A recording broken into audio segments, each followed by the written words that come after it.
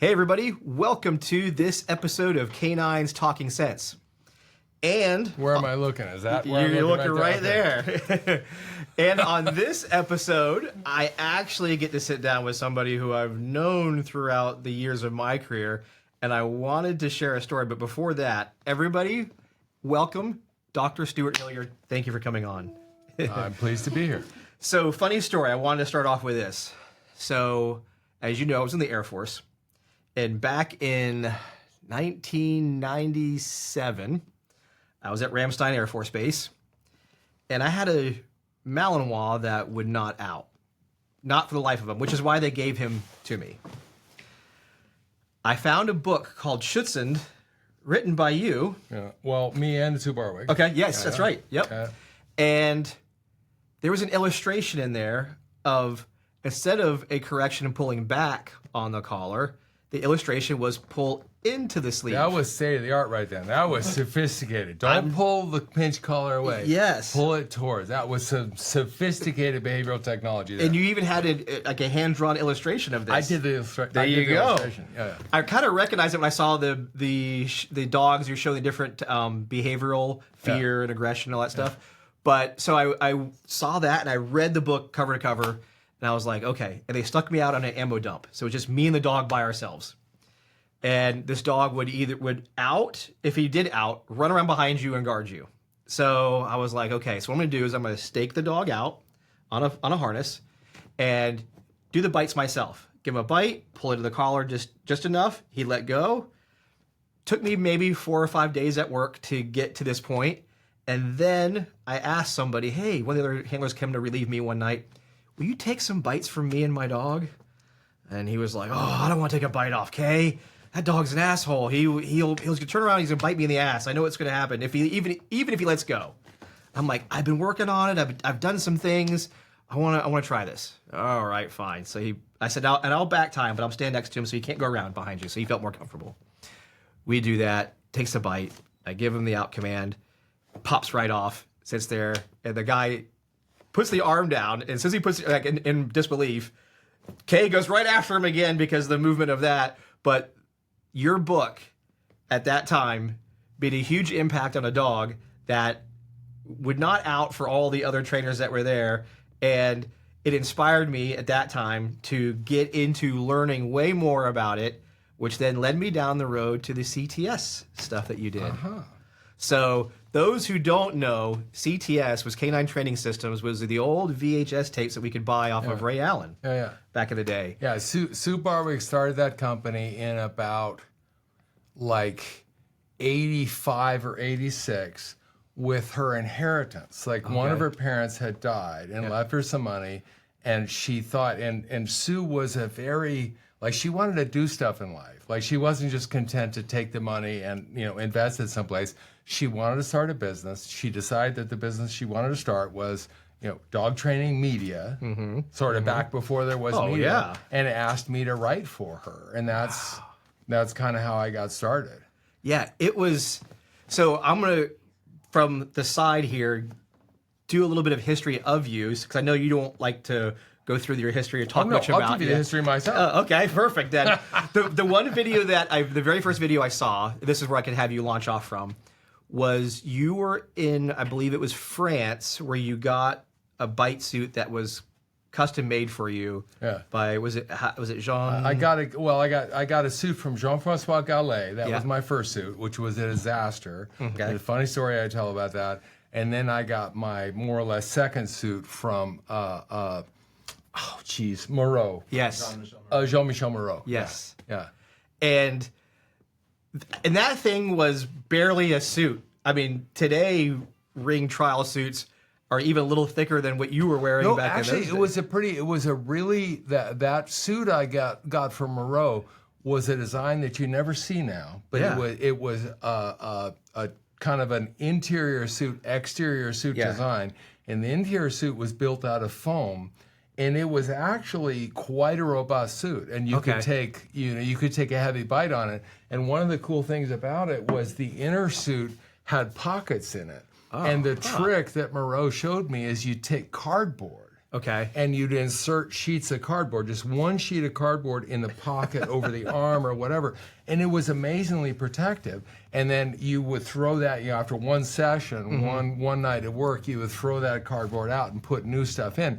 But it was amazing. It was a relative, it was like maybe a 22 or a 23 pound suit, maybe 25 pound suit, which for somebody in my size, it's a pretty light suit. Yeah, for sure. And you'd put the cardboard sheets in it. It was like you could take a lot of biting dog on it. It was a really cool suit, and nobody builds a design like that anymore. I was to say, I haven't seen anything, and obviously I haven't seen that video in 20 or more years, if probably not longer than that. But it made it, like, just how you shared things. I remember watching you do bite work in those days, and with the reckless abandon of some of the dogs that you guys worked with at that time. Like when I was young and could move around and stuff? Yeah. Yep. So when my shit didn't hurt yet? Yeah. Before we all got older and beat up and dogs taking out knees and all kinds of good fun stuff. So kind of talk us through that career. So how did you obviously met Susan through a club? So super quickly, just about this. So I flunked out of college. Okay. Because I wanted to be a vet, and I figured out I wasn't smart enough to do organic chemistry and stuff like that. And in the midst of that, our house got robbed. And after our house, the house where my mother lived, our sort of familial house, got robbed. And we asked the cops, like, how do we prevent this from happening again? And they said, well, a dog is good, which was an excuse for me to get a German Shepherd dog. Just talk my mother into getting a German Shepherd dog. I was like 19 years old, something like that. And so I bought a German Shepherd dog, and these were in the days when, no internet, nothing like that. There was a thing called Dog World magazine. I remember it. And you would go to like all the German Shepherd section where all the German Shepherd ads were, right? Just ad after ad after ad. And I found an ad for a gentleman named Rick McMurray who worked at Sally Taroo Training Kennels in Colorado, referred me to a gentleman named Ernest Harper, who was an MD in Arkansas, who bred German Shepherd dogs from working bloodlines, and he had Kirschenthal dogs. And Kirschenthal was a German kennel that was kind of based on HGH dogs. So a long line, so you'd see these pedigrees where the males are Schutzhund 3 and all the bitches are HGH. So I bought a bitch puppy from this bloodline and basically got the puppy home and asked the guy who referred me to Ernest Harper, what do I do to get the dog trained? He said, well, you can pay me to do it or you can go to a Schutzhund club. And he gave me a phone number, and I called the phone number, and that was Susan Barwick. And so she was president of the Rocky Mountain Schutzhund Club or something like that. And she had written a few years before, like, the first English language manual for training dogs for Schutzhund sport, right? And so she was my first mentor. She was the person who took me out tracking with my little bitty puppy and said, here, this is what you do with the hot dogs and the whole deal. She was the first person to teach me to train dogs. And then, so I was a club member in first the Rocky Mountain Schutzhund Club, and then later the Front Range Schutzhund Club. And, we competed locally and stuff like that, and I titled a couple dogs. And then in about the mid-'80s, I went nuts for French ring sport. And there's a long story there, but basically I was a German Shepherd guy and became aware of Belgian Shepherd dogs. And they completely captured my imagination, as did the sport in which they were developed, the ring sports. And I wound up traveling to Europe and sort of being one of the people who brought French ring to the United States for the first time, imported some Malinois, small numbers of Malinois, and then to cut kind of a long story short, decided I needed a real job. Because for about 10 years, between 20 and 30, I made a half of a living training dogs and did police dogs and pet dogs and bred dogs. And, it was obvious that wasn't going to be able, I couldn't keep that up, right?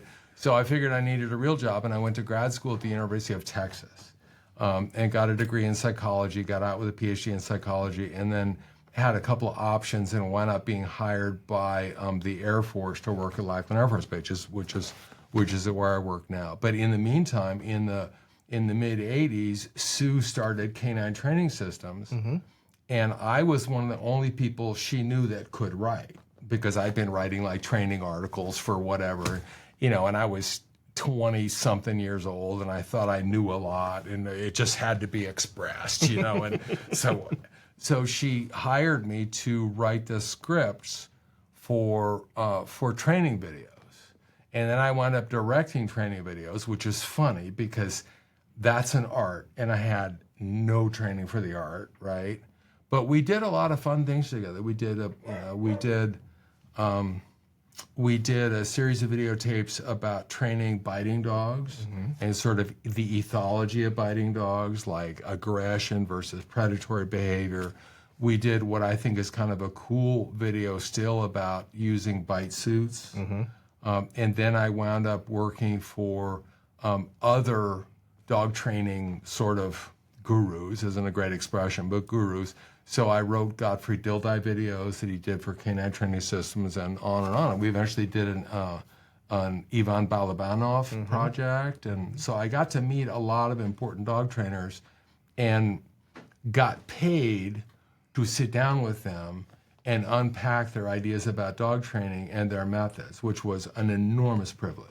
Right? Yeah. Like I got paid to sit for hours with Godfrey Dildei when Godfrey was red hot and figure out how what he did worked. The same thing with Randy Hare, same thing with Ivan Balabanov. So I was rarely privileged. That was an opportunity that Sue gave me. It's another connection we have. So I grew up in my dog training world in Florida, Central Florida, where Godfrey was at.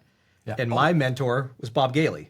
We've never really talked about Godfrey. So you knew Godfrey. So Godfrey was the one who taught us the down as the recall for the police dogs. So the funny story there was, this is Central Florida, Orlando area. I don't know if you remember the name Bob Gayy. He was Canine Incorporated back in the 70s and 80s. But him and Godfrey were very close. He was the place. I think I met him. I'm sure you did. I think I met him, and he might have told me a story because he was kind of a longtime USPCA guy, right? And so I met him, and he also had like a side business boarding dogs. Yes. Does it sound like the Correct. right guy? Yep. And so he told me a story, the worst bite he ever took, like in 30 years in dog training, the worst bite he ever took from any dog was he was boarding a fucking chow. You got him. That's him. It's the same guy? This is him, 100%. Oh, yeah. So he was boarding a chow, and he gets the chow out of the kennel, and he's taking the chow down the aisle of, this guy has trained God knows how many old-timey, back in the day, aggressive police dogs with bad attitudes. He was the first one to go through Pat Cahill School as an army. Yep, go on. So he's walking a chow down the aisle of his kennel, trips, falls on the chow, and the chow bites in the abdomen and like pulls a piece of gut out of him. And he goes to the hospital for a long time. So the worst bite he ever took in 35 years of police dogs and whatever was from somebody's fucking pet chow who opened his abdomen, right? The same guy? Yes, 100% the same guy. Amazing. Because he tells it, not only did it bite in there, it bit him like 3 or 4 times. Yeah, like messed him up. Yes, his like hands he fell too, on the everything. dog and the dog mauled him, right? Yes. Yeah. So I was the little kid that he would put in a station wagon and drive around with the Rottweilers and Dobermans and show everybody that these nasty dogs wouldn't kill a little kid. Oh, I would hang out in the back of the station wagon, his old white station wagon, and show up to demos and be there as the little kid. That's crazy. Yeah. But go ahead. Did you spend any time training with Godfrey? Oh yeah. So years. Godfrey, I haven't talked to Godfrey in years, but what I used to say about Godfrey, and I wish I was better prepared for this interview, but after I spent some time with Godfrey, what I realized was unique about Godfrey is he had like 3 completely original ideas about training dogs, like absolutely original. And if I croak and go to my grave and am credited with one truly original idea about training dogs, it'll be a big deal. And Godfrey had like 3. Yeah. And the big one was giving the dog control, giving the dog agency over what happened to him on the dog training field in order to minimize conflict. And this is before Ivan came along with, the whole conflict thing. Yep. So back in I guess this was early 90s that I did the Dildei videos, And Godfrey was essentially doing work which was outlandish. Like nobody did anything like this at the time that I was aware of. But Godfrey would do something like hold and bark in the blind. The dog would bite. The dog would do what Godfrey wanted. Godfrey would reinforce him, allow him to bite, let him take this lead, and then the handler would take the dog over here, and Godfrey would go over there and light his fucking pipe and stand against a tree, and we would all wait as long as we needed to until the dog went blop, and dropped asleep, and then work would start again. All of it to minimize conflict, which looked outlandish, right? It blew minds. And it was a very, very powerful idea. Yeah. Right? That was how it started for me. So, and he had like 2 more extremely original ideas. Explain. An important guy. Well, I'm not well enough prepared to remember what they were. That's kind we'll of talk through and we'll see if it comes to mind. I don't know if Godfrey is credited as being an important figure in the history of working dogs, sort of in North America.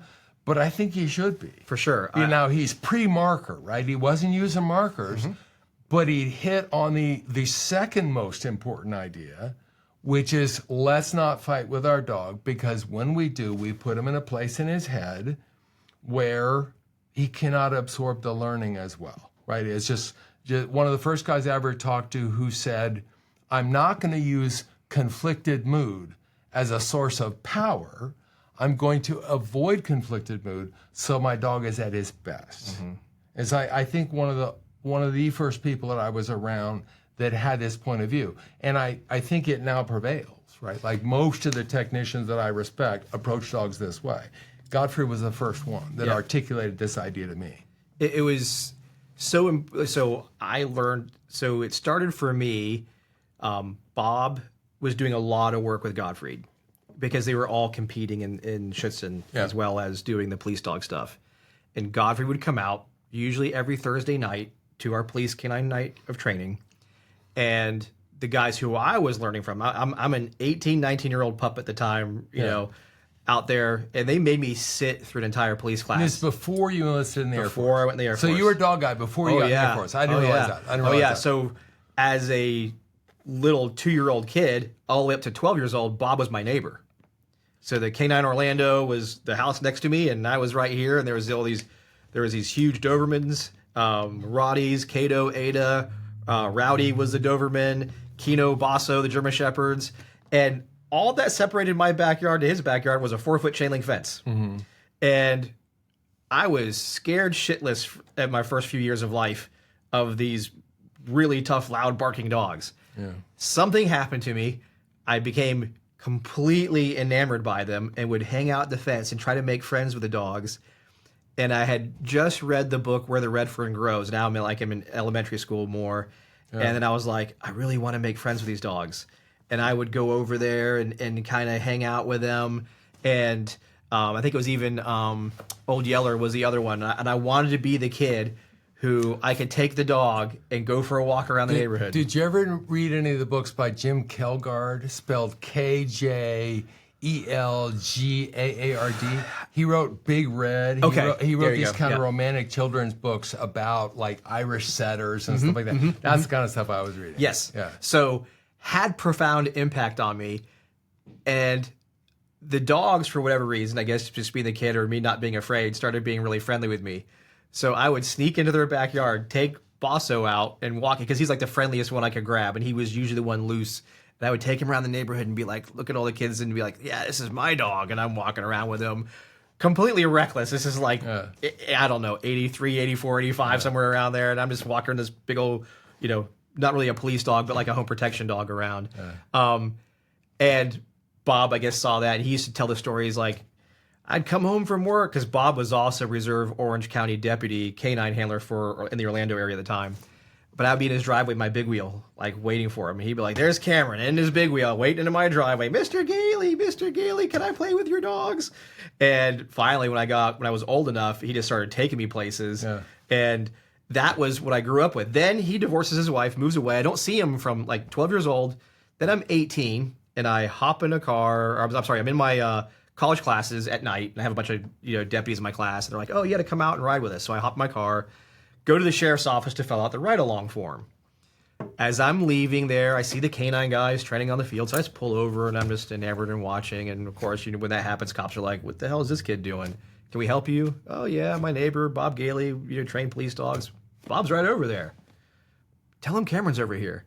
"Hey Bob, some kid named Cameron's sitting over here." "Cameron, where's he at?" That next day, I was working at his kennel. Yeah. And I worked there. So they made me do all the kennel care, cleaning, everything that like his story of the chow. That's what I was doing for him every single day. I can't believe I identified the guy with the story with it, because I've been telling that story for years without remembering the name or who it was. And I started to wonder if it was true. And it's 100% true. That's cool. Yeah. And so fast forward a little bit, I would work all day long and then stay out until 4 o'clock in the morning just hanging out watching his police classes. And you may even remember another name. There's a gentleman named Kurt Dumond. Kurt was can't remember that. It was Godfrey's like main good decoy. Like he trusted Kurt a lot, and Kurt decoyed for everybody. Also, still to this day, competes in Schutzhund. Anyhow, I would sit out there in classes, watch, and then finally, after a year of watching, one of the guys, he's long since passed away, named Mike Ansley, takes the sleeve. I remember Ansley's name. Okay, so Mike was 5'5", 100 pounds soaking wet, heavy smoker, and was an unbelievable police canine handler. Just was thinking like a criminal and could think like a dog, and he was a terror on the streets as a cop. Anyway, he tosses the sleeve at my feet and goes, "You're decoying now." I'm like, "I don't know what to do." He goes, "You've been watching us for a year. Just imitate what we do." And there's a photo. I think I even showed it to Natalie recently. But I was working the dog. It was one of my first times I was juking the dog and just imitating them. From that point on, the next 2 years, I actually got a dog to work that a canine handler didn't make it to the class, so I got to go through the class. In 1995 was the first year I quote unquote graduated from a police canine school. But the guy who did that for me was Johannes Greve. Oh wow! Yeah. So, I mean, I think. Like I had been a member of the Rocky Mountain Schutzhund Club for a little while, so I'd probably done bites and stuff, but I don't remember, like my first memory of anybody saying, "Put this on your arm, run that way," was Johannes telling me to do it. Yeah. It's And for the next year after that, I was decoying all the time. I was hiding in buildings, laying in tracks. It's all I wanted to do. Same. Like I wanted to train dogs, but like my first impulse with the training field was, I want to do the bite work. Teach me to do the bite work. Mm-hmm. That was my deal. Yeah. That was, I loved it too. Yeah. And then it was during that time is when I was trying to decide, do I want to be a cop? And those guys were like, "Hey, look, you should probably go in the military." And that was how I ended up in the Air Force. And then I found you in that same time frame, but it was Godfrey coming out. And what I was getting back to was Godfrey talking about the conflict, removing the conflict. One of the very first lessons I learned from Godfrey about the conflict was him talking about the recall. And him and Mike Ansley going over the typical USPCA recall was that full recall. And Godfrey said, "This doesn't make any sense. You're telling the dog to go, and then you're immediately telling him to stop. And in most cases, using the highest force of compulsion, which was like a 30-foot line or whatever, tied to the dog and that kind of stuff." And he said, "Why can't we have the dog do a position? Stop him by a position.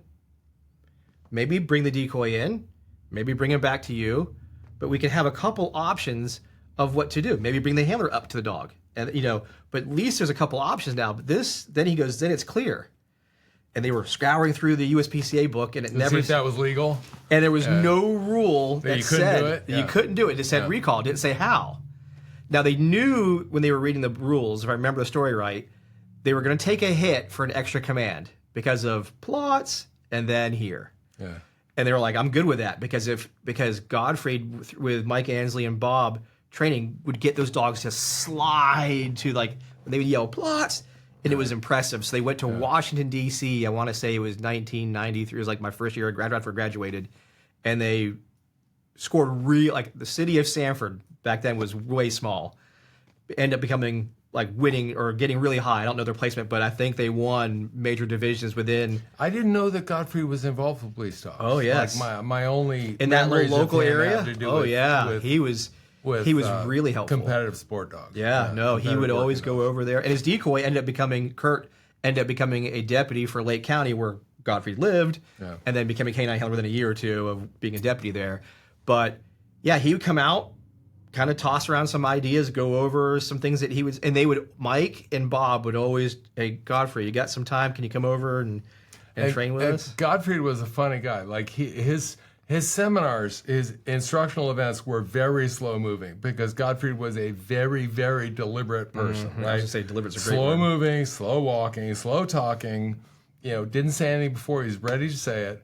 And those events moved slowly with long breaks and all that kind of stuff. And he was also, as many of the German instructors were, super, super plain spoken. Yes. And I don't think I was there for this. I think this is a story that somebody told me. But basically, the tradition was because in Schutzhund sport, there's such an emphasis on the critique, right? You perform, you don't just get a score, you get a subjective report from the judge on how you did, right? And so these guys would start seminars that way. Like everyone works their dogs. I critique what I see, and then we form a training plan, and we base the next 3 days of instruction on it or whatever. So according to legend, a very, very eager woman who was excited to death to be at an event taught by Godfrey and to receive his instruction, all that kind of stuff, excited to death to be there, went out there breathlessly and did her healing routine and came back and waited for Godfrey's critique. And Godfrey took his pipe out of his mouth and, according to legend, said, "You are fat. Your dog is fat. Until you are both losing weight, there's nothing I can do to help you." It is a true story because I've heard the same story. You've heard the story? And the woman visibly deflated. Yes. And I was like, oh, yeah. And yeah. I remember that format actually because It was normal. Yeah, being normal. young and full of piss and vinegar myself, I just wanted to see dogs get worked. And Godfrey would be and like, I think nope. also for the Germans, they had no idea what they were encountering when they got here, right? They were coming from a place where working dog sport was super well established, and they came here and they had no fucking idea what our technical level was. So they basically would just have to start by going, okay, can these people teach a dog to heel? Yep. Do they have a retrieve? What the hell, right? So they would just have people work their dogs and get an idea what they were dealing with. Yeah. Well, to me, he still has his fingerprint today on one of the still very common toys, the hose. Oh yeah. I was like when I first saw him work with it, because the whole value of the hose, right, is A, it's cheap, it's the most marvelous thing in the world, and B, it brings the dog back to you quickly, right? And when I first saw it, it struck me as a really brilliantly simple idea. And for a long time, I would play with a dog with nothing but a hose. Yeah, right? same. That was my deal. I'd go Nothing out and but cut hose. Oh yeah. Because the stronger dogs would break the hose in no time. Yeah, like those hoses don't last any period. No. Right? But all of Godfrey's students, there was like two things. Some of them had, because when Godfrey did his tracking, it was footstep tracking. Like you lay a 400-yard track, and there is a piece of food Every in heel. the heel, not the toe. No, every heel. It's got to be the heel of every single footprint. And people had these crazy like PVC pipe rigs, because you go 100 yards like that, bending down and putting it'll break your back, right? So people had. So I remember people with enormous piles of cut up hot dogs that they needed for every day of training. That was me. And also, I remember Godfrey in his shotgun, because we would go out to these fields, these agricultural fields in Florida, where they would do tracking every morning.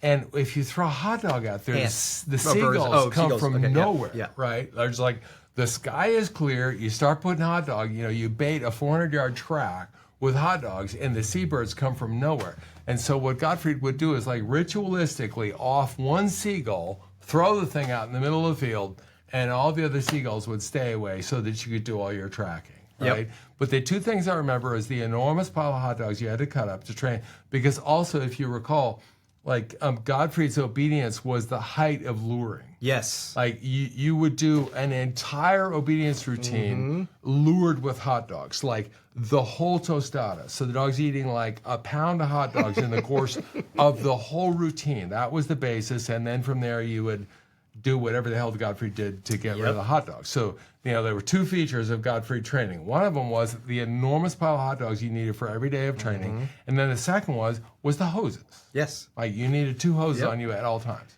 And it was because of those hoses, we finally, I forget, after 2 years maybe of doing it, I think it was Kurt was the first one to find us sandblasting hoses.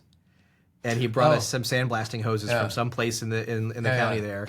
And those were way harder to cut, but they lasted way longer. And he would order like however many feet of them. We would cut those up and we'd share them amongst each other. Do you know where Godfrey is? He passed away. Do you have any idea where he's at right now? No, he passed away a couple years ago. Oh, he did really? Yeah. Oh, that's too bad. Yeah, he passed away. I want to say maybe it was 2 years ago now. Oh, I didn't know that. Yeah, I didn't know that. Yeah. So, and Bob passed away. Godfrey passed away first, and then within a year, Bob passed away. So actually, I think it's been 2 years since Bob says, maybe 3 years now since Godfrey's passed away. But I mean, those two guys, for me especially, played a huge role in those early years of development. Well, we were just talking about Sue, who was my first mentor, right? And Sue died as a result of a brain tumor in like 94 or something like that. But my second mentor was Johannes Greve. And Johannes now lives in Costa Rica, and I corresponded with him recently. And what's fun about it is that Johannes was, he was a German cop. He was trained like all the cops in the state of North Rhine-Westphalia. Yep. He was trained at NRW. There's a really long word like Landesschule für Dienst und Polizei, Dienst und Führung. Yeah, like a huge compound now. Landesschule für Dienst und Führerschule. Yeah. Something like that. Yep. I always mess it up because it's a long verb. It's a long noun. But anyway, he was trained there. And he actually, so he wound up emigrating to the United States, moving to Colorado, being the train director of this little club that I just become a member of, the Rocky Mountain Schutzhund Club. But Johannes actually had a lot of influence on North American dog training, especially North American law enforcement dog training, because he was the one who arranged for Wendell Knope to go over. And Ted Sexton to go to police dog school at the place, the name Same of place which he we went to. can't quite manage, right? Yep. And those guys went on to found PSP. Nordheim-Westfalen is the place. Right. Yep. Those guys went on to found PSP America in Tuscaloosa, Alabama. Yep. And this standard for professional police dog training, qualification or certification, and instruction wound up influencing some important sectors of American working dog training, like Utah Post, U.S. Border Patrol, who still use these standards and practices, right? The metal pipes. And a lot of this has to do with Johannes, because Johannes made it possible for these Americans to go to this school. And so Johannes exerted a lot of influence. Yeah. And I, as I said, I just recently corresponded with him. He's living in Costa Rica. His beloved wife Loni, whom I knew, died, but he's remarried. And this is the fun part. Johannes was like a complete German Shepherd guy. Okay. So Johannes liked character dogs, but he liked beautiful dogs according to the standard. And the way the standard was interpreted in the 80s, where German Shepherd dogs were concerned, still made sense. Like if a dog was a high V dog in conformation, the dog wasn't a monstrosity. The dog was a good-looking dog and could be athletic, right? Could be a working athletic dog that could jump and run and all that kind of stuff. These days, VA dog, high V dog or VA dog, I don't know. The conformation is quite extreme. But at that time, a beautiful dog was still, the notion of a dog that fulfilled the standard completely at such a high level. The dog could go to the Hauptzugsschau and all that kind of stuff. You had a beautiful dog that could work. And this was Johannes's, this was his deal. He was a complete German Shepherd guy who wanted a beautiful dog that met the standard and also had character. And the fun thing about it is that he's still chasing that. Wow. So he is still breeding dogs in Costa Rica. And the last time I talked to him, he said he was all excited because he had just bred a litter, which was a repeat of another litter. And like all the puppies in the prior litter had received like good confirmation ratings, and also they were all Schutzhund 3 or something like that. So he's still chasing the dream, like the beautiful dog with character. Yeah. You know, and he's still doing it. I just find it really cool. He must be late 70s now. Yeah. And he's still a German Shepherd guy. Man. Yeah, because that was between Godfrey and Bob Gayy. They were the big ones that I was a German Shepherd guy for a long time too. And I remember the first time I saw a Malinois, which was we were at a Schutzhund trial, and we were at those big fields you were talking about laying tracks. And I was like, what kind of shepherd is that? What's wrong with that dog? Yeah, what's that ugly little yellow dog? And I remember Godfrey looking at it and goes, it's not the dog you want. It short of saying shit dog, it was like, not the dog you want. But I was so intrigued by it. And then I go into the Air Force, and the first dog I get is a Malinois, and I want a German Shepherd. I'm trying to remember what the first, like what got me interested in Belgian Shepherd dogs was not Malinois. Mm-hmm. My girlfriend at the time, my partner with whom I did everything, and we bred dogs and we trained dogs, the whole deal, had a little business together. Her name was Charlie Bartholomew. Okay. And she was the first one to teach me how to like food lure downs and sits and stuff. She was the person who I want to say I may have come across that name is super familiar. She was in working dogs for a long time, and she was a horsewoman. Yeah, and then got interested in working dogs, and she bought she knew a guy. Her mentor was a guy named Bernard Cornet in Oregon. Okay. Who was sort of an unsung talent, a little bit of a visionary who did very, very interesting dog training in an era when nobody used food or anything like that. And Bernard had a Groenendael. And Bernard was a French guy, so it wasn't so weird for him to have a Belgian Shepherd dog as a work dog. And he had a Groenendael, and it was kind of an ordinary Groenendael, not a super Groenendael. But it made Charlie buy a Groenendael bitch named Gillian from a lady named Adams, and I can't remember her first name, but she was an American who had a little bit of an in with European breeding of Berger Belge. Mm-hmm. And she was interested in a Groenendael, and so she bred Groenendael, but she had an awareness of working dogs because, of course, working dogs and bearded dogs are a little closer in Europe. And so Charlie bought a Groenendael bitch named Gillian de Lunoir. Okay. From Mary Linda Adams was her name, I think. And the dog was a freak. The dog was a working freak. And she was unlike any German Shepherd I know and that I'd known at that time. And one morning, on a kind of a cold day when Charlie and I were out tracking, I said, "Hey, can I do obedience with your dog? Let me do obedience with Gillian." She said, "Okay, take the dog." And I just did like a healing routine and some other stuff on this road next to the tracking field where we were working. And I came back and I said, shit, it is more fun to do obedience with your dog than it is to do bite work with somebody else's, right? It was just a really exciting dog. Mm-hmm. And the dog had so much temperament. And so we thought, this is the kind of dog we want. So we bought more Groenendael, and we bred Groenendael, and they were all pieces of shit, right? They've got, they bit a little bit, and they did this, but they weren't anywhere near complete dogs.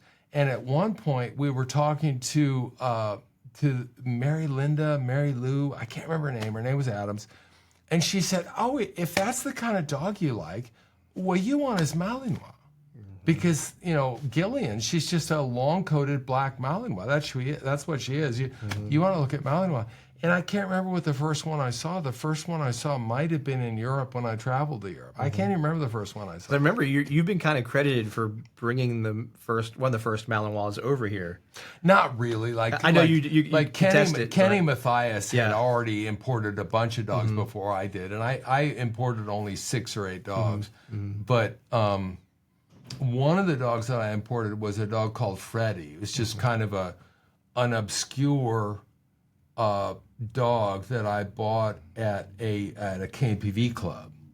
And the dog was probably sold because he was a sensitive dog and he couldn't stand the pressure of that era of cane BV training, but he was a tremendous biter, and his entry was unbelievable, right? And I got him back, and I think I intended to keep him as my dog, but I needed money. Right? Like I just made, I'm 26 years old, and I'm working for a pittance training pet dogs, right?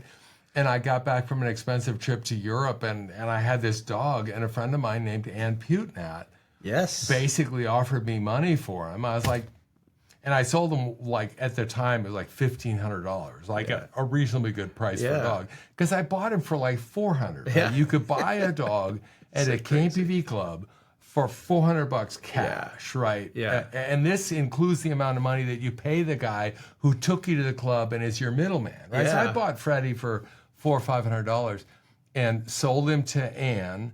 And then Ann took him to Schutzhund 3 and took him to the United Schutzhund Clubs of America Nationals one year, where a lot of people got their first look at a Malinois biting at distance, right? Going 100 yards down the field at somebody and went, holy shit, right? So, no, I didn't import a lot of dogs or have any particular importance where that regard and where that was concerned, because other people brought many more dogs in and stuff like that. But I had my little crack at it, buying a few dogs and bringing them back. And you had, I know, one of the first Lacanois I'd ever seen. Yeah, he wasn't. I called UFO? him. I called it. Yeah, I called. There's a long story about that, but I called him UFO. Which is a dog name I hate, but it's a long story about how he wound up with that name.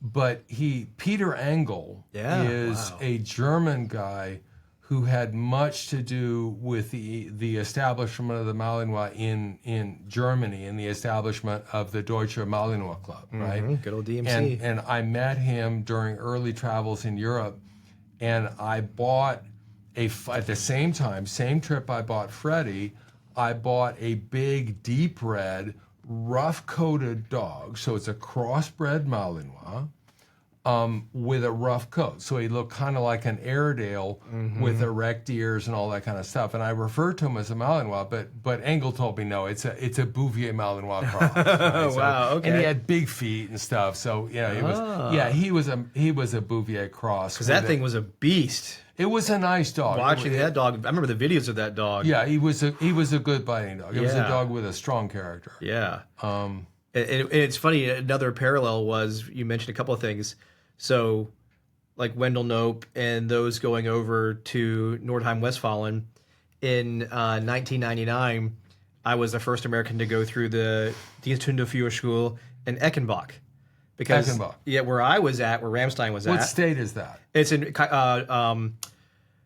what is K-Town under? In, it's not. So that was like the German police dog school for that state. For that region, yes. And I'm totally forgetting on it's on one of my patches I have. Yeah. So my short version of that story was when I got to live off base, I kept hearing dogs barking on Friday night and on Sunday morning. And I'm like, and I had a big, huge field behind the house. So finally, and I'm like, those are German Shepherds barking. I can tell by hearing it. So I just finally walked through the field one day, come out the other side, and there was a Schützen Club. Yeah. Sprechen Sie English? Of course we speak English. We're next to the Air Force Base. Yeah. Oh, okay, thanks. Made fast friends. One of the main decoys/trainers was a Polizei handler named Roland Hepp. And he and I became fast friends. We started integrating our military dogs with their units and training together and doing things. And finally, he got to become one of the trainers there at the school. And he got you into the handler school? Yep. And I ended up getting a DPO. That would have been a cool experience. Oh, I got to get a DPO too with my dog. Yeah. So I and the funniest part, here's another one that's going to blow you away. Mary Kay Hertog was my colonel. So I've got, just to I'll let you finish your story. Yeah. But so there are challenge coins in the military, right? Yep. And so I get a lot of challenge coins. The only challenge coin that I really put a lot of store in, like I know where it is, I don't want to lose it, it means something to me, is one I got from Mary Kay Hertog when she was a brigadier. So she just made her star. Wow. And I got a coin from her, and that one means something to me. But go ahead. So she was my base, or our security forces commander at Ramstein. Yeah.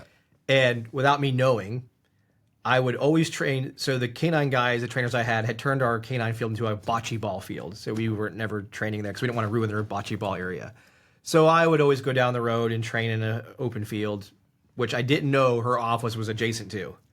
So she kept seeing me out there training. And then one day I see this old blue Chevrolet with the Colonel tag in the front of it. So I'm stopping and I'm saluting it as it pulls up. She's like, oh, no. I just wanted to come out. I see you out here training your dog all the time. I just want to think, I just love the dogs. It's so fantastic. And she asked my name and, it was Senior Airman Ford, blah, blah, blah. And didn't think much of it. A couple days later, calls me to her office. I'm like, you need to go see the Colonel. I was like, what the fuck did I do? Yeah. So I called the carpet. I walk in there and she's like, I was looking at your file. How come you're not planning a test for staff sergeant? And I was like, you were like senior airman at the yeah, time? yeah. Okay. So I was like, I think I'm going to get out. I was near my... So in 06, Yes. calls a senior airman in her office. Yes. Spends part of her day with him. Yes. That's Mary Kay, her dog. Yes. Yeah. And questions me about what my plans for the future were. Yeah. And the long story short of that version was I wanted to go work dogs and I was going to do this. As you probably know, as she's very much into integrating the community with the military. And when we talked, I was telling her about the relationship I had with the German Polizei and how I was offered an opportunity and I wanted to go through with the dog I had, as dog named Rico. And she's like, I'll look into it for you. Comes back a few weeks later and says, hey, talk to the kennel master. There's no way we can take a military dog and put it through the program, especially you're getting out here soon if you're not going to test for staff. Well, I was like, I have a Malinois at home I could go with. She's like, you do? I was like, yeah. And I said, one of the guys that I work with at the Polizei, we picked it out together. Yeah. Let me get back to you. Calls me back 2 days later. Okay, I'm putting you on a special parking detail for the next 4 months. Special parking detail. Yes. Yeah. And she put me in the position where I got to take that Malinois and go through the entire school with the premise of bridging even further the base with the local Polizei unit. And it was, like you said, some of the best times I had. There was an SEK guy in my class I was with. We were doing, and half the guys spoke English. I even, last few months I was there, I even sold the Polizei a Malinois that I had. I talked to Wendell Knope not too long ago. Like, Wendell and I don't know each other. Yeah. I've never met him face to face, but we've had contacts over the years. And of course, he's quite an important figure in the American law enforcement dog training community. And he told me, I finally interviewed him. Like, I'm trying to figure out how to get it online and stuff, but I did an interview with Wendell Knope because I consider him an important figure. Absolutely. And he's a cool guy. And he told me about the experience of going to the school at Nordrhein-Westfalen. And nothing would have made me happier. Yeah. I was like in my late 20s. Rhineland-Pfalz is the state of Germany. Rhineland-Pfalz. Okay, yeah. Nothing would have been cooler than to go to that police dog school. Yeah. But I remember a later commander of the police dog school. I cannot remember his name, which is an absolute crime. He's a super, super nice man. Mashevsky. Okay. Alfred Mashevsky. At the time that I later visited, many years later, visited the police dog school at Nordrhein-Westfalen. The commander was a very, very nice man named Alfred Mashevsky. And Mashevsky told me, and this is what American law enforcement got from this tradition of PSP, right, which was the conduct of police dog training and operations and certification, education as a professional endeavor. And Mashevsky was talking about the experience of imposing a professional standard. And he basically said, the young cops who come to our school have excelled at everything. They're extraordinary people. They excelled in school. Then they got out and they decided they wanted to be, however you wind up being a police officer in Germany. And then they excelled as police officers, and they gained the opportunity to come to police dog school, and they're bright, ambitious young people who've succeeded at everything. And then we call upon them to have the special talent of communicating down a leash to a dog, and some of them don't have it. And we have to tell them, you do not pass. Like, you will not pass further. And he said that was one of the sort of strongest experiences for him, was imposing that professional standard. You're an exceptional person who has had exceptional success at everything, but this is not for you. You do not have the special talent with a dog to meet our professional standards. So sorry. You have to go find something else. Wow. Right? Yeah. And that is what American law enforcement maybe still is missing. Oh, right. It definitely is. I mean, I wish, the bigger picture is, of course, coming up with a unified standard, for police dogs. They're fairly close, but, it When's depends the where last you're time at. you heard of somebody failing police dogs? Yeah, exactly. Right. And to that point, I almost got in trouble because I failed students. I more recently, probably about 3 or 4 years ago, when the guys came to the class and wasn't making it, and I finally had to tell the agency, hey, look, we gave him a shot. I had to dot all the I's, cross the T's, and have reviews and all that kind of stuff, and that person was removed from the program. It was not an easy process, but I, to the point that you're trying to make, was wanted to fight for the standard. The way I looked at it as an instructor, I'm the gatekeeper to what comes through and goes out into the field.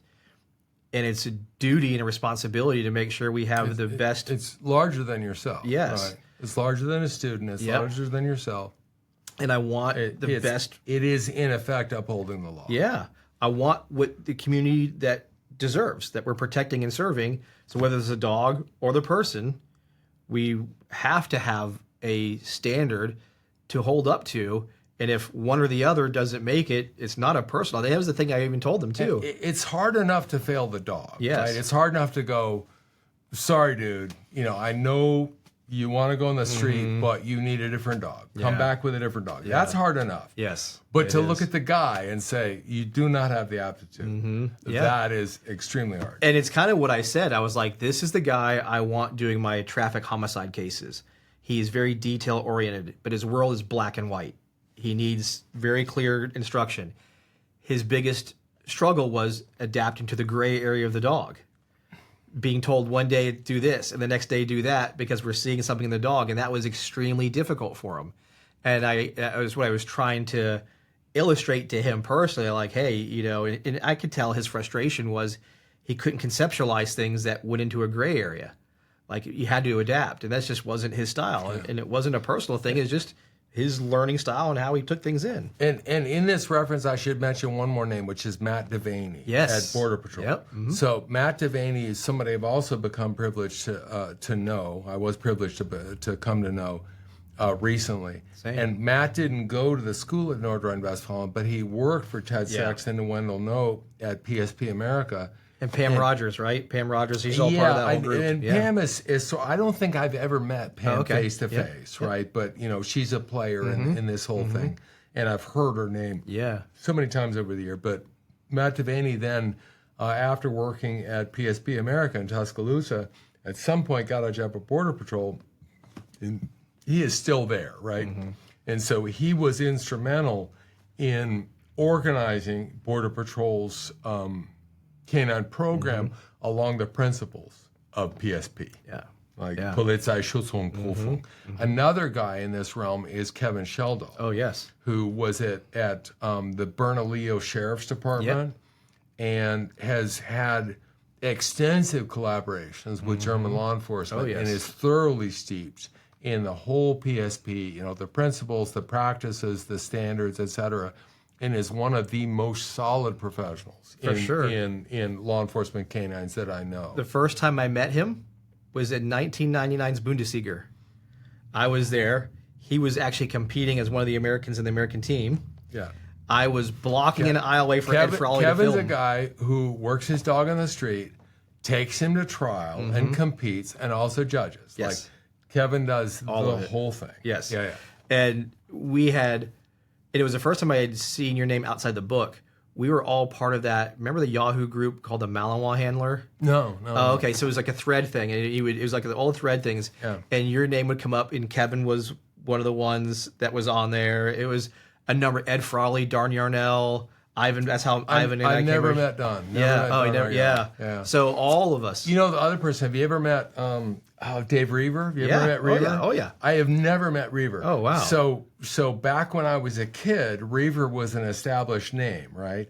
And then in later years, I would travel on these buy trips in Europe. And it was always a case of I'd be at a vendor looking at dogs, and they'd say, Reaver's going to be here tomorrow. Or I'd be at a vendor's, looking at dogs, and they'd say, oh, Reaver was here yesterday. But I never met Reaver. Oh. And Reaver's like one of the most, kind of florid and amazing and legislary characters He would in the sneak sport. across- Not the sport, but the profession, the industry, right? He would Yeah. sneak across the east-west German border to go to East Germany to go get dogs, grease the hands of some of the guards that come back across with DDR line shepherds back in the early 80s. Yeah. He's a super like that. That's one person I would like to sit down and talk to for a long time. And the apple doesn't fall far from the tree because his son, during COVID, flew into, I want to say, Slovakia or Croatia or whatever, swam across a river with a dry bag, rode a bike however many miles to where he could change clothes, get picked up by a Dutch guy who could drive to pick him up, and then drive him back to Holland to go select dogs because they weren't flying anything during the COVID time. Oh, that's wild. So then he gets there, and he had a whole plan to get back the same way, and the dogs would get shipped.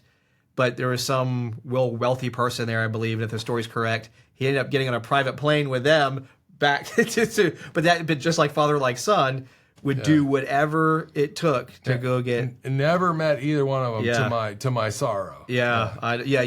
I think Dave is now 81, like 82. early 80s, yeah. Every birthday he goes out and catches a dog. Right, and so it's like the Dave Reaver challenge, right? Do as many bites with dogs, equal to your birthday. Yes. And I actually was thinking about trying to do that because I'm about to turn 65 in September, right? Yep. So the idea was I'm going to do 65 bites with dogs and put it on Facebook and call it the Dave Reaver challenge. So, yes. I could totally relate to that. No, it's. I mean, obviously, we've been talking about some serious OGs of the dog world. Yeah, serious OGs. How did you? I mean, and it's funny. Like we didn't get to hang around each other until the past couple of years. Had of course been in the same areas, and it's funny to see. I know you didn't know how close we had shadowed in the people. I wasn't and stuff. aware how we sort of parallel dovetailed. A lot knew of some stuff. of the same people and stuff. Yeah. The what drove your passion for the knowledge that it obviously took years to accumulate with understanding the psychology, understanding the methodologies. I was kind of a scholarly kid, right? Like I was a bookish kid who read books and studied, science seriously and stuff like that. But what did it was Helmut Riser. Yes. Because in the early 80s, we were training dogs, but we didn't have a theoretical structure on which to hang our practices. And then in 1983, through a funny sort of a gathering together of different factors, we wound Riser came in 83 and did 2 or 3 seminars in the United States. And one of them was at our little tiny Schutzhund club in Colorado because Jan and Amy Jordheim happened to know people in New York who'd set up a New York seminar. So they wangled Riser coming out to us. And we had the most unbelievable, it sounds super trite, but it was a life-changing experience for me because I was super interested in animal behavior, but had no theoretical structure on which to hang the events I saw in the training field. Mm-hmm. And in a day or two of lecture, Riser unrolled for us this wonderful, rich theoretical structure that mixed ethology and learning theory, and it was beautifully expressed and stripped down and simple, and my imagination was absolutely grabbed. And I was not the only one because we lacked any language really to talk about working dogs at the time. We would talk about a dog, the only expression I remember is that we would say a dog came out because we only knew how to work over aggression. That was all we knew how to do. It was angry the dog up, right? And so the first point in its life that the dog went, raw, and whined and agitated, we would say the dog came out. And I remember being all excited because my bitch Jenny came out one Wednesday night in the parking lot where we trained, right? That was the kind of language we used to talk about. The dog came out, right? And we just had these kind of random terms and only a procedural understanding of what we were doing. First you do this, then you do that, et cetera. And so Riser shows up with this language, mixing aggression, predation, Pavlovian conditioning, all this kind of stuff. And it changed the language of dog training in English overnight. Like all of a sudden, some guy in Seattle was talking roughly, after 3 years of exposure to Riser, people had been exposed to Riser. All of a sudden, some guy from Seattle is talking the same language that Steve I White? am. Yeah, it just absolutely caught everybody. And it changed my career in the sense that I found a way to engage with dogs intellectually, because I had a strong intellectual inclination, but I like putting my hands on dogs, but something was missing because nobody taught me how to think about working with dogs. Riser taught us how to think about working with dogs and changed life for me and so many people. And that's somebody else I talked to recently, because I hadn't had any contact at all with Riser since literally 1983. And Melanie Uda, to say her name properly, who's teaching a seminar this weekend, contacted Riser, was so kind as to contact Riser and say that I would like to speak to him, set up a conference with him, and we had a brief conversation. And the guy looks fucking great. Right? Oh, I know. Hasn't aged. He's in his early 70s. Yeah. He's wiry, still works dogs, still extremely good at training dogs, competitive, and still has a message to get across. And the message is still concentrated, stripped down, simple, accessible. Like, he's my idol. Like, he's still my fucking hero. You'll laugh at this then. So 1999, German farm field. I had just finished the DPO school, could speak at just enough German. I go to this seminar being put on by Helmut Riser and Bart Ballon. So, you told me about this. Yes, yeah. Riser and Ballon. What a weird mixture. Yes, right? Totally weird mixture. And that he was the first one that said conflict on purpose and conflict by accident. Conflict on purpose is to train. Conflict by accident is you fucked up. Yeah. And which is a good example of his language. Like, he's a person with a great talent for communicating important and complicated ideas in short, comprehensible sentences. Like, he's a great communicator. yes. Yeah. And that was I've never forgot it to this day. Yeah. It was illustrated so well by what was happening in the moment. Understood it immediately when he explained it, because I had done it so long myself. In this case, it was, for context for people who don't know the story, was just a young girl was going through teaching the dog to out the sleeve, and they would release the sleeve to her, to the dog, and she would tell the dog to out. Then she would kick the sleeve out to the decoy. And each time she'd do that, Bart would correct the dog for breaking. And then that's when stop. Conflict on purpose, conflict on accident. Right now, we don't kick the sleeve out. You just pick it up and hand it. When you kick it out, you're causing the conflict by accident.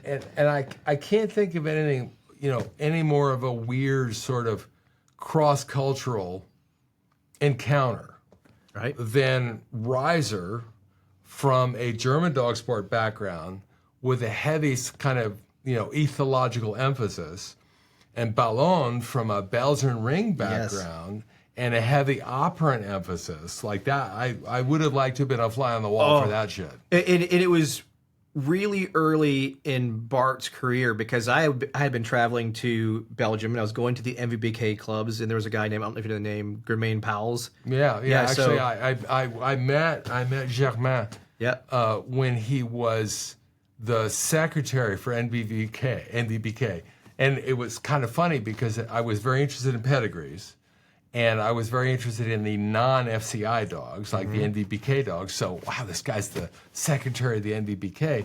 And he had a super, super interesting dog, interesting on pedigree, that went direct back to Agat, who was the dog that Luc van Steenbrouge was breeding on when he did his first breedings in the Patois, right? This is the dog that he was accessing using the two half brothers, Cartouche and another dog. Oh, right? yeah. That's a name. And so I go to Pavel's house Same. And I go in his office where he keeps all the pedigrees, and it's like there's just fucking papers everywhere. Right? Yep. And I'm like, this is the filing system. This is the filing system for the NBBK. Yes. Right?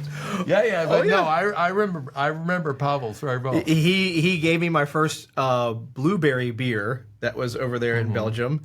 I would go there probably every couple of months and go hang out at his house, stayed at his house with him and his wife. I didn't get to know him that well. I just met him one time. He was super nice to me, but I just met him one time. That's how I got to see Bart for the first time, because at the time he was president, not Bart, but Germain. I kept saying that improperly, but Germain.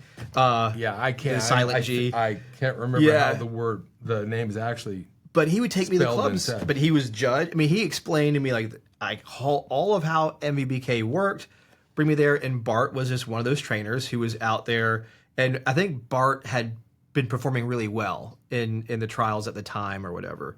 And for the Belgians, the use of electricity was not foreign to them at all. They had zero problem with using all kinds of archaic forms of electricity, to include the collars, tail collars, belly collars, battery cables in the ground, and all that kind of stuff. And obviously, Helmut was the first to admit in Germany that he used it when he won the Bundesliga the first time or the second time. I can't remember the exact story, but he finally came out and said, yeah, I use the e-collar. And there was no bans, but it raised a lot of eyebrows because that was newer technology at the time. This is back before, I think, Initech was just kind of starting, but it was the old school change out the colored tabs in the collars. And then the German Teletext, those thick, with a probe on each side that you could start a car with if you needed to. Yeah. But the two of them, I think, at that time were open about how to implement this level of aversive style training mixed in with the positive style of training, and the goal of helping reduce conflict. And there was a barrier over here for the positive punishment side, and there was the barrier over here for the positive reinforcement side. Now, at the time, Helmut, in my opinion, was definitely clearly balanced on that. And Bart, when I was first watching him, again, I'm talking on a very limited scale, but watching him was on the journey of his negative reinforcement forms of training. Like the whole knee popo. Yeah, this is like obviously years before the dancing bear story and the whole thing that really blew it up for him. But to see just to like you said, to be the fly on the wall and see that evolution of dog training and those two guys, like you said, who would have ever thought? Even at the time, I knew of Bart's name, but he was just a guy that competed. Yeah, weird. I knew Helmut's name. Weird encounter.